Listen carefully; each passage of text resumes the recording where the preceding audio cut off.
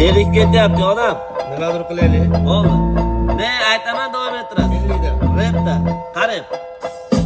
Bochechagim boylandi, qozon tovoq ayrandi. Ayroningni bermasang, qozon tovoq ayrandi. Bochechagim boylandi, qozon tovoq ayrandi. Ayroningni bermasang, qozon tovoq ayrandi. Qatti yerdan qatalab chiqqan boychecha.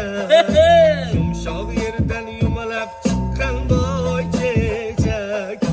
Qatti yerdan qatalab chiqqan boychechak.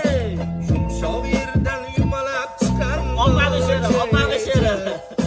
Qo'g'irchog'imdan tasha, yeb qo'yibda ko'p kasha. Endi nima qilamiz? Doktorlarga boramiz. Qo'g'irchog'imdan tasha, yeb qo'yibda ko'p kasha. Endi nima qilamiz? Doktorlarga boramiz. Alo, doktor Jo'ray, bizda bitta kasal bor. Uning ati Natasha, yeb qo'yibdi ko'p kasha. Balandroq. Alo, doktor Jo'ray, bizda bitta kasal bor. Uning ati Natasha, yeb qo'yibdi ko'p kasha. Dalada sirtida ish, mehmon bo'lib keldi qish. Ish emas bormi bu, sovg'alari bormi bu? Uyda bezorli g'archa, tepasida oy parcha, xuddi kuzday nahorda, iliq kuzday bahordek. Archa, jonarcha, yaproqlaring ninacha. Atrofingda aylanib qo'shiq aytamiz barcha. Archa, jonarcha, yaproqlaring ninacha.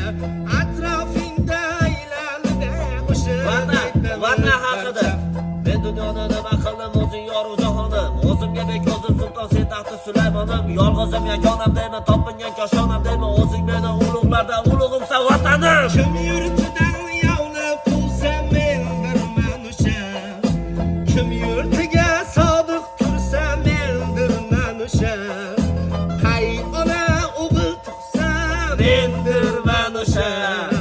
Qay ona o'g'il tug'sa mendirman o'sha. Mendirman o'sha.